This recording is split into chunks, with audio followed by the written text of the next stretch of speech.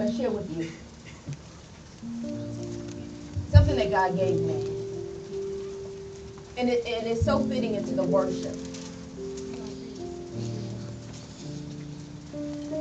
It's so fitting in the worship. Starting at verse 1, it says, I say then, have God cast away his people? God forbid. For I am also an Israelite, of the seed of Abraham, of the tribe of Benjamin. God hath not cast away his people, which he foreknew. Wot ye not what the scripture saith to Elias, how he maketh intercession for God against Israel? Lord, they have killed thy prophets, and digged thine down altars, and I am left alone, and they seek my life. But what said the answer of God unto them? He said, I have reserved to myself 7,000 men who have not bowed to the knee of the image of Belial. Even so, then, this present time also there is a remnant according to the election of grace. And by the grace, then, is it no more works? Otherwise, grace is no more grace. But if it be of works, then it is no more grace. Otherwise, works is no more work. Verse 7. What then, Israel? Hath not ordained that which he seeketh for? But for the election. But the election hath obtained it, and the rest were blinded. I'm going to share with you what God shared with me about the remnant. He said, we are God's remnant. We're God's remnant. And what the enemy wants us to believe is that our afflictions and our issues does not mean we were preserved. It meant we are under attack. But one thing God shared with me about a remnant is a fraction of a whole. Is an entire body that God has selected, but is the remnant that was chosen out of the whole. But in order for God to get to the remnant, he has to tear away from the whole. And in order to get to the remnant, he's got to rip some things. He's got to tear some things off. He never said with a remnant it was cut out. He said it was taken out. And so for God to get into anything that's great, he's got to take things away from us. He's got to take people out of us. He's got to remove us from stuff to get into the midst of what was perfected in the midst of everything else. I like when the old women of God would teach about creating cloths made from remnants. They would create quilts. But they never used the whole fabric because not all of the fabric was good. Sometimes we have jeans that are fully in place, but the knees and the behinds of it are all worn out. So, but to get to the good portion, you got to cut out everything else. So you got to go inside something to get out something different. But when the quilt was made, you knew that the denim existed, but you just didn't see where it came from. Amen. In the remnant, we've got to remember, sometimes people will see where you come from. That's right. Even though they recognize something great is still in it. Come on, I need you all to get with me. We're greatness. But we come out of something that other portions of it wasn't good enough. Amen. Remnants mean God's going to use you in a particular place. Yes. But sometimes he's got to take you out of everything else. That's it. And when you're sometimes attached to things too boundly, Right. coming out of it hurts. And he says, whatever I got to do to get you out of that, I'm willing to do it. I'm willing to do that. I'm willing to let everything around you become worn and torn and battered and look shattered. So that what you see in you is going to shine out to be a little different than everything else in the picture. God is so awesome that when he designed fabric and he redefined the remnants of a person, he created in you to have a strength that was able to withstand what everything else around you failed.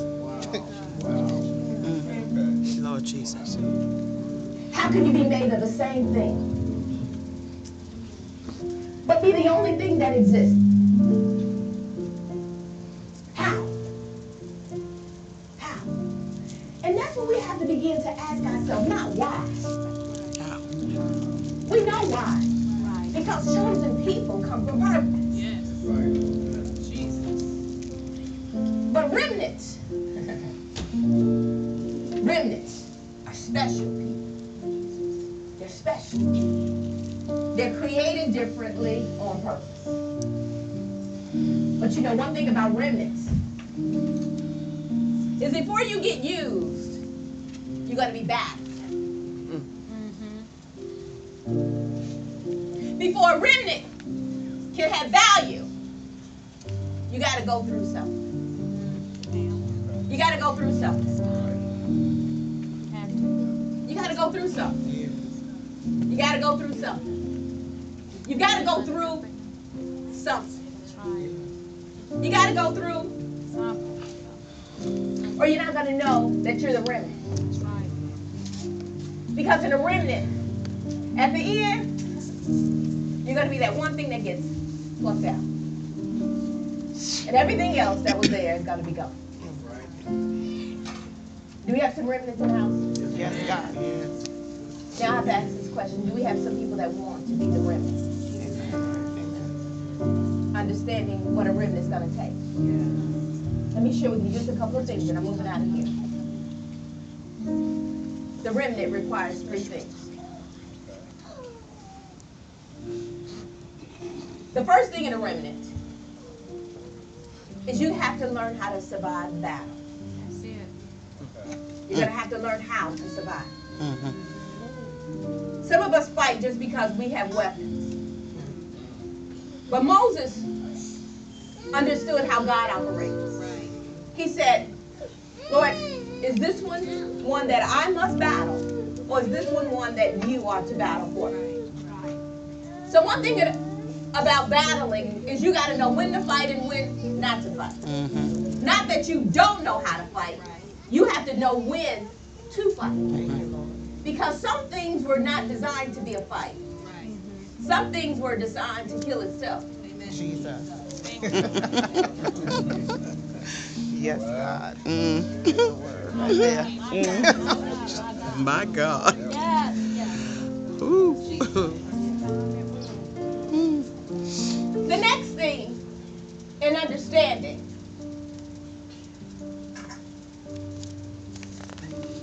is that you got to cover your lineage. Yes. Yes. Yes. You got to cover your lineage. There are things that God is going to give a portion of you to, but a portion's got to go to your seed. Right. But I need you all to stay with me.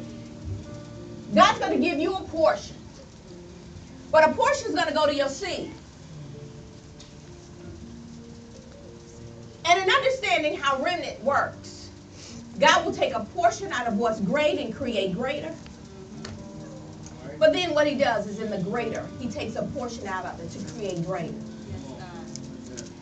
And every time greater comes, so does a tearing.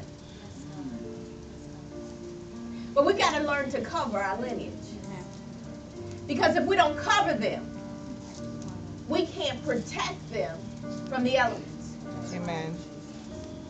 Think of your lineage being a bright fabric sitting by the window, where the window's uncovered and the sun comes in. The sun will give it all the radiance, and it will look so pretty when it begins to shine. But after about a year, There comes a fading. And there comes a dulling. And then after the glistening of the sun, after a long period of time, it becomes a rotting. And then you see the decay. But once the decay starts, value has left. And if you touch something that's real fragile, it was good until you moved it.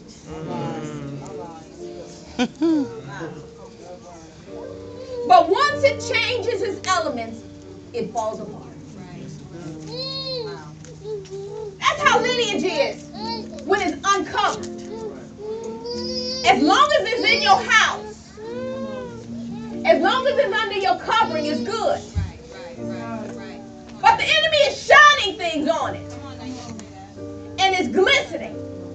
And eventually, you're going to have to move out the way. And it's going to be left all by itself. And when it goes to that place called oneness, when it begins to operate and it's not strong, it's going to crumble. And we say, how did that happen?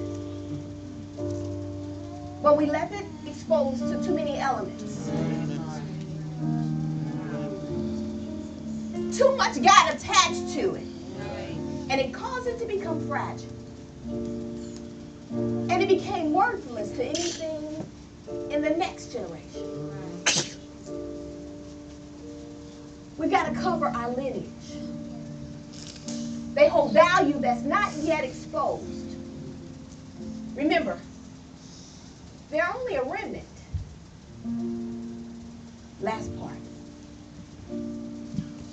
In being a remnant, you got to accept that you are different. You're different. You're different on purpose. Many people say, you don't act like your siblings. You look like them. You may talk like them. You have some similarities, but you're very different. Something different about you. Why is there so many things so different? You don't fit in. You feel like you're misfit. You feel like you don't belong. You feel like things just don't fit when you try to get back to that place of where you came from. That's because you haven't accepted the fact that you're different.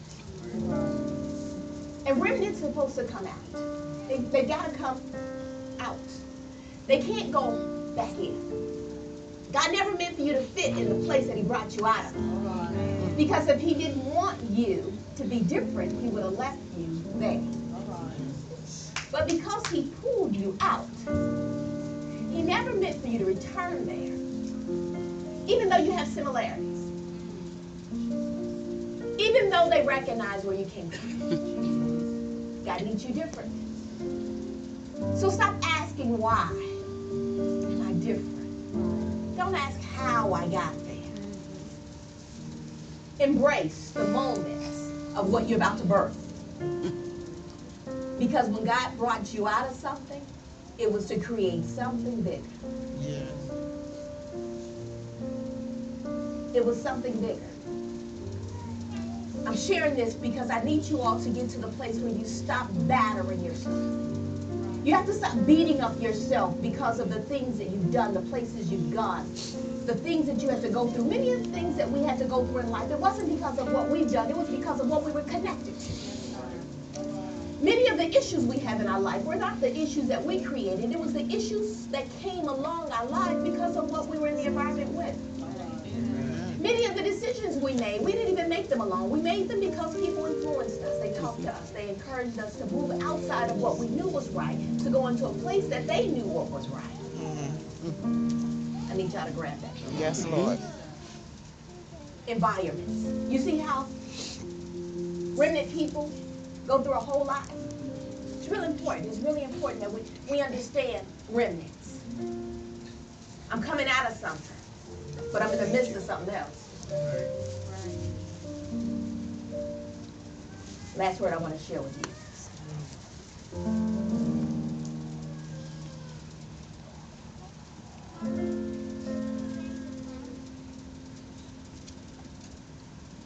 I need to read this story with you. I'm going to read something to you. Because I thought it made a lot of sense in understanding the differences of who we are.